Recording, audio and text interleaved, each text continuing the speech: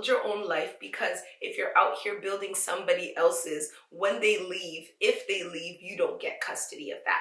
And you don't deserve to be left with nothing because you spent all of your something on somebody else's something.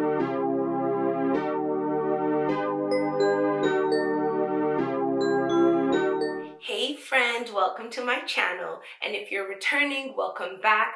My name is Toks, and on this channel, I create content around entrepreneurship, relationships, and personal development.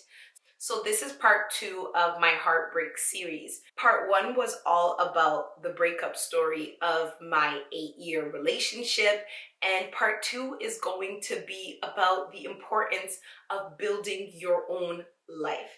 Build your own life, sis. Build your own life, because if you're out here building somebody else's, when they leave, if they leave, you don't get custody of that. And you don't deserve to be left with nothing because you spent all of your something on somebody else's something. I'll start off with a story time, wrap it back up into my past relationship. So if you've seen part 1, you'll know that I said that one of the things that really attracted me to my ex was his ambition. He had dreams, he had plans, he was an idea person. And for me, especially starting that relationship at 19 years old, there was something so awe-inspiring about seeing somebody with vision, seeing someone with plans, and like not only just plans in mouth, but like inklings of the execution of said plans. It's very important for me to note before I go forward that although there were a lot of parts of that relationship that weren't good, one thing I can say for sure without a shadow of a doubt is that he helped me foster my ability, or he watered the seed of me thinking like with a business mind. He did a lot of that, and I guess I had it in me too, hence why I'm here now. But if I wasn't around him seeing like the energy he had, the excitement he had for his stuff, I probably wouldn't know how to have energy and excitement for my stuff. I saw this in him and I just wanted to be a part of it. And of course, at the same time, we were together for 8 years. So after a few years of dating, you start to see yourself in attachment and in alignment with that person. And especially because I was so young and impressionable, and I can't lie, I looked up to him. I built my life in conjunction to what I saw him building. So like I would like, if he curved like this, I would like curve around it like that. Like I was just moving my life in a way where it was aligned with what he was doing, never really stopping to ask, hey, is that what I want? Is that what I like? Is this what's important to me? Is this what I want to do? And the next episode of this series is going to be all about that part. Like when you fall out of something where you thought you built your life with someone and you realize that you really have nothing, right? Because as I said, you can't take custody of somebody else's dreams when things fall apart. The ways that I invested in him were like overwhelming. And when I look back on it, it was partially because I didn't have vision for myself. So it's like I didn't know where I was going, and I saw somebody going somewhere that seemed worthy, and I was like, hey, can I catch a ride? I'm gonna ride out with you. And I don't just want to be a passenger who doesn't bring anything to the table. I want to be a passenger who adds value. So I'm not just gonna be a backseat driver. I'm gonna I got gas money, I got food, I got the aux cord, I got everything, right? And that showed up in the form of me spending my money, spending my time, spending my energy, spending like the space in my mind and in my life that I should have been spending building my own stuff. So of course, I'm here to give you some stories. I will give you, I think, 2 stories. The first one is that like he and his friend had this business idea. It was a business idea where they wanted to like recruit students from Nigeria, like be the, I guess, consultants who would help them get into post-secondary in Canada. Cool. It was a great idea. It was phenomenal. I could see the potential for it. So this was, I guess, one of the first dreams of his that I really invested myself into. So with that being said, like starting a business that is both in Nigeria and also in Canada requires a time zone difference. The thing with that is that admin is usually available from like 9 a.m. to noon in whatever country they're in. Like that's the best time to get them. Like the end of the day, lunchtime, there's no guarantees of being able to have conversation with them, especially something at length. So the most ideal time was 9 a.m. Nigerian time. Mind you, we live in Canada, which meant that this was 3 a.m. Canadian time.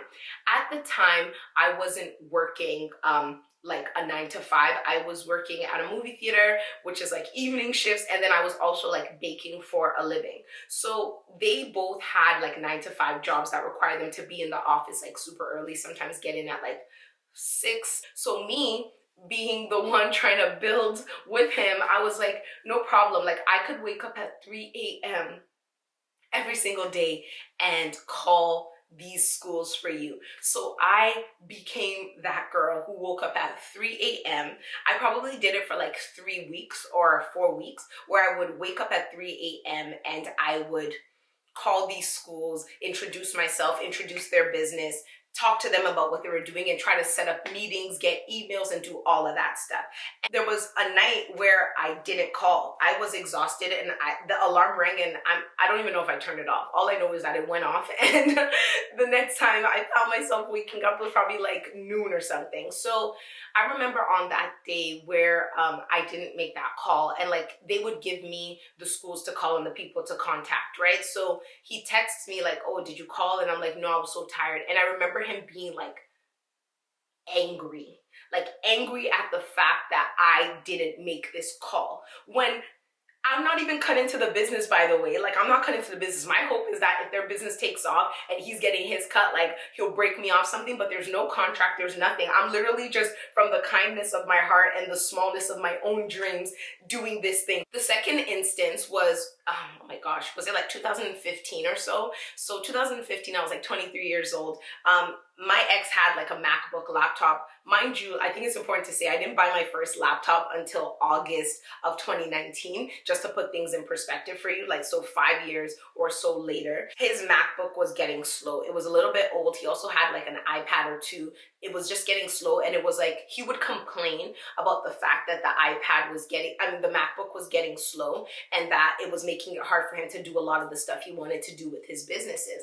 And me investing into a future that I think will involve me, I was like, oh my gosh, I can't let this be like, if it's gonna slow down his ability to do the work he wants to do, I need to be that pillar. I need to support him. Mind you, at the time, I'm probably working at a job where I'm getting paid around maybe $7 an hour. So it was his birthday, and I went to Future Shop, which for those of you who are in America is the equivalent of Best Buy. I went there and I purchased him like the new MacBook Pro. I believe it was 2015. That's when they came out with the touch bar, right? So I purchased him a brand new MacBook Pro because it was like the new one with the USB-C. I had to purchase like one of those converter things, which was like $30.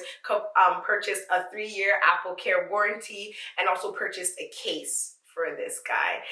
And and I remember wrapping everything up, and it was his birthday, and I give it to him. Like, I actually recorded it that day, like recorded his reaction, but like as God would have it, my phone space was full, so the recording didn't even it didn't even record. And as I told you, I was making $7 an hour. I'm part-time. I'm a student. And I remember having to finance this for a year. Like, of course, I didn't have like almost $2,000 to like cash out just like that, or over $2,000. I remember I was financing it for a year at about, I think, $250 a month or so. So whatever that math is, like, math's not my forte like that. Whatever that math is, like $3,000 pretty much. Yeah, 3,000. That's what I was financing this app for a year.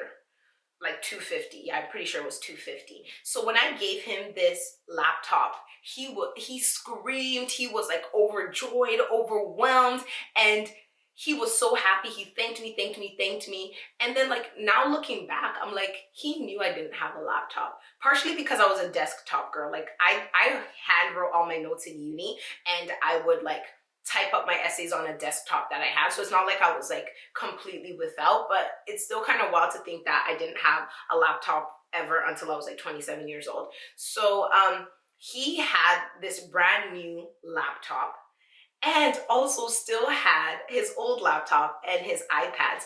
And he didn't offer me the old laptop. Like, not saying that that would be the greatest thing to do, but it would be a considerate thing considering the fact that I just bought you something brand new, like souped up, it's fast. You're not going to be working on two laptops to be like, hey, like, I appreciate you, thank you so much. One, he could have easily said, no, I don't want it. Or two, he could have been like, oh, I'm gonna like support you, and like, you could have this one. I know you don't care for a laptop. Like, I really don't need to. So when I look at those instances, and then also other instances where, like the financing thing that I talked about last year, right? Last episode, right? Where I was financing like furniture, anything for him, like anything he really needed at the time when his credit wasn't up, I would finance it. I had no problem doing that for him at all times. I would spend my time cooking for him, and like then going home and cooking for myself and like doing all of these things, right? Because I thought that we were building a life together. So these investments were made out of love and also out of the like naive, well, I wouldn't even, let me not call it naive. I would say out of the thought that if we've been together for this long and this is the direction we're going in, it's only right for me to assume that these things that I'm doing for you will also reap benefits for me in the future, as well as reap benefits for me now. Because if I love you and I can support you, absolutely, why not, right? The year before we broke up, he bought a place. He moved into a condo, and he has like family members who live in the country, and he also has like an amazing group of friends. And at the time when he was moving into his condo, for whatever reason, he hadn't let any of the people in his life, like his friends, know that he was moving.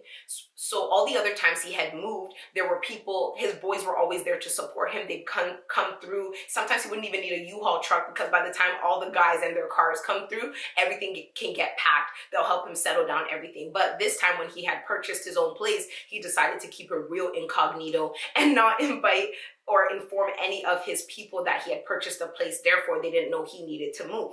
So who helped him move? This old Bob the Builder, Uhaul Employee of the Month right here. And I remember the day before his move, I was at his house. Like the day of his move, they wouldn't give me time off and I had to call in sick. So like I literally lost income for this move. And we moved, like he and I, and for, you guys can't tell my height, but I'm 5'5". He's like 6'3" or something, somewhere around that, like 6'2" to 3-ish. And we literally together, both of us moved a queen bed, 3-seater couch, 2-seater couch, mind you, from a basement apartment. So we're moving upstairs, curving, doing all of that, like Tetris stuff.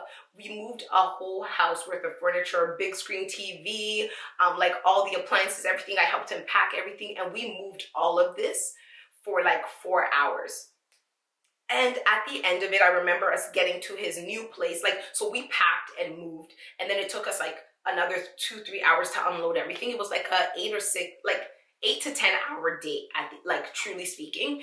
And at the end, I remember like sitting on the floor in his new condo, like eating pizza, like being super happy for him, and like also happy for myself. Like, oh, my man has a place now. Like things are really looking up. Like if we want to like really settle down, like the things are in place to allow that to be a reality. I get home and my feet are swollen. Like when I tell you my feet are swollen, they were like puffy, and then like the veins on my feet were like protruding because I had done so much work. Like I'm small, like I'm not like, I don't know if you guys can see my arms, but there ain't much definition on them, and I'm here carrying like 3-seaters up curved stairs and doing all of this work. So I remember messaging him the next day. So we moved on a Friday, it was the Saturday, and I'm like, hey, what are you doing today? And he lets me know that himself, his sister, who mind you is the same age as me, and his mom are going to shop for furniture. And I was hurt. Like, of course I'm hurt, because it's like, I'm good enough for the labor portions of this life that you're living. But when it comes to the enjoyment part, I'm not there for that. Your sister and I are the same age, so if I could carry this stuff, she could carry this stuff. Your mom, I'm not saying that his mom should have been out here moving 3-seaters, but she could have been there helping with something, right? Especially if it's just 2 of us. She could have been pushing the dolly or watching the U-Haul while we put things in and out to make sure that it's safe. And that was another inkling into the fact that he was building a life that didn't involve me. And I remember telling him all the time, which I also mentioned in the first part of this series, that I feel like if we were to break up today, you would not be sad. And that should have been enough to let me know if I wasn't in denial, that I didn't feel safe and I didn't feel comfortable there. And the worst part is that like I was so invested in him that I couldn't see what I wanted for myself. And of course we started when I was 19, so you're still kind of forming who you are, but I never had enough separation from him or time to myself to figure out what was worthy. And because his was worthy enough and I thought we were a team, I just continued to build with him. But what I'm here to tell you is to not do that.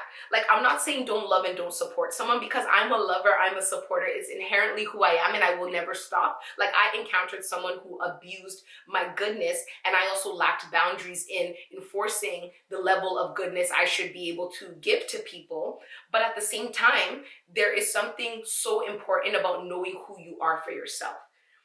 If everything is gone tomorrow, if the people who hype you up, people who tell you you're great are gone tomorrow, all you're left with is yourself and your body. So you owe it to yourself to know where you're going, to support yourself, to have vision for yourself. And if you're with somebody who truly loves and cares about you, they're gonna want you to have vision. They're gonna be excited for your vision, because your vision coupled with theirs is gonna make you guys powerful. You can't just come with no perspective. Like, you have to have something for yourself, even with people who you love and you care about, because like, two heads are better than one, and two heads are better than one when both heads have something going on in them, not when one head is a yes head, a nodding, bopping head, and then the other head is just an ideas head, because then you become a liability, and then that power dynamic makes it one where I felt like I wasn't cared for, yet I didn't feel like that was enough justification for me to leave. I told him that I didn't feel cared for, and that wasn't enough justification for him to say, hey, I don't like the fact that you keep saying this. What can I do to make you feel better? What can I do to make you feel comfortable? He didn't care because he didn't need to care, because I didn't care enough to enforce that or to do anything with that. So he wasn't someone who was there to make sure that I flourished and be at my best. He was there to gain what I wanted to give. And if I didn't have any requests or anything that I put my foot down on, he was just like, guess she's chill. So I'm just gonna keep doing what I'm doing. So I want you to really have something for yourself. Have something for yourself. And what it also does is it helps you weed out the people who you shouldn't make room for in your life. When you have a lot going on and somebody comes to you and tells you that you're overly ambitious, that lets you know that that person's life and that person's box for you is too small, and they're not going to be a covering to you, that you are going to burst at the seams, and they're going to be a casualty of that. Build a life for yourself. Build a life for yourself. Build a life for yourself. I will tell you this over and over again. And anybody who tells you not to do that doesn't care about you. We're not in the days where women need to be small. We're not in the days where women shouldn't have any dreams. Like, there's absolutely nothing wrong with being a homemaker, but even a homemaker, a stay-at-home mother, her husband asks her for opinions on things. She has a vision. She has a vision of what that home should look like. She has a vision of what the children's future should look like. She has a vision of what that couple, that relationship, that family should look like. She's not just a talking head who does laundry and does groceries and cooks food and places it on the table. You have to have vision for your life. When you come into synergy with someone who also has vision for their life, and you guys take your visions together in love, you become unstoppable. But when you invest all of your stuff into someone, especially someone who you're not even married to, who hasn't even told you that you're the person they want to spend their life with, who doesn't even make you feel secure enough, so you're just operating what you hope to happen, you're putting yourself at major risk. And when those things fall apart, if those things fall apart, you end up hitting rock bottom because you were standing on them. You weren't standing on your own foundation. You weren't standing in your own purpose. You weren't standing in your confidence. You weren't standing in anything individual. You were standing on them. And the moment they take all their stuff and they thank you for your time, deuces, you're left with nothing. Like, I remember the last conversation I ever had with my ex in August of 2019, where I was like yelling at him and I was so mad at him. And it was, I believe, a year. Yes, it was a year since he had moved into his condo. I told him, like, you're so mean. You don't care about me, blah, blah, blah, blah, blah. Last year, I was literally out here moving for like 10 hours with you and you didn't even care. And then the next day you legit told me you're going out with your sister and your mom to go do the nice furniture stuff. And you want to know what he told me? He said, well, you said you like moving. And if I'm being honest, I was pissed, I was irate, but at the same time, he was right. My joy was seeing him happy. So if I knew that this would help him and make him happy, I'd be like, sure, I'll do it.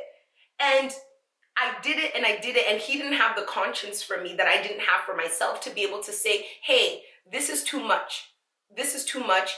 Thank you, I appreciate you, I love you, but I'm gonna stop you right there and not suck you dry. Instead, he said, well, she says she loves to help me move. She says she likes to pack, so I'm gonna make her pack up my whole house and move for 10 hours with me until her feet are swollen, compensate her with pizza, then the next day go on a shopping spree with my mom and sister to do all the fun stuff while she's at home recuperating and icing and raising up her legs to reduce the water retention. That wraps it up, and that is where I'm gonna put a pin in it for today.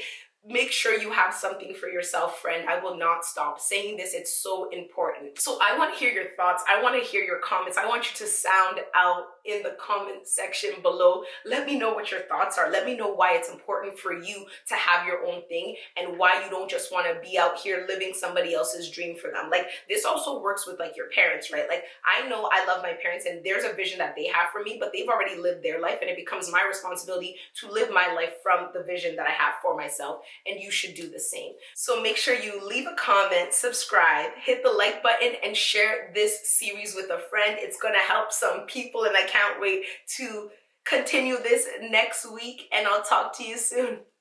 Bye.